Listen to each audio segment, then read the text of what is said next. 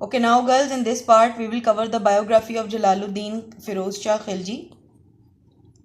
The family of Jalaluddin had settled itself in India much earlier, and its members had been in service of Turk sultans since long time. Jalaluddin,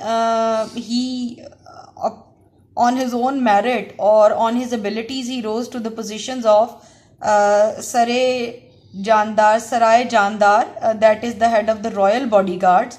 Afterwards, he was appointed as the governor of Samana, where he successfully fought many battles against the Mongols. Before coming to the throne, Firoz Shah Khilji had already enjoyed a lot of important positions under the sultans of Delhi, and his sultan Kaikabad, he called him to Delhi, gave him the title of Shaista Khan, and appointed him Arze Mumalik, that is the army minister.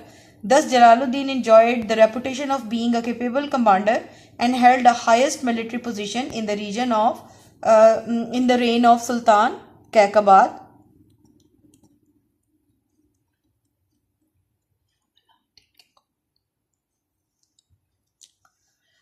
Besides, he was the leader of Khilji clan. He was considered non-Turkish by the nobles of the Salatins. And that is a very big mistake on the part of the nobles, because they were also the Turks, but they had settled in the area of Khilji for a long period of time, and they had adopted some of the customs of the Afghans, so that they were wrongly misinterpreted by some of the historians as well, that they were the Afghans, but they were not Afghans, they were Turks in origin.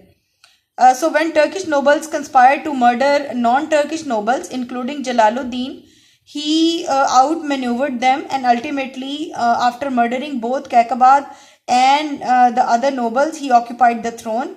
He had his coronation at the unfinished fort of Kilohari on 13th June 1290.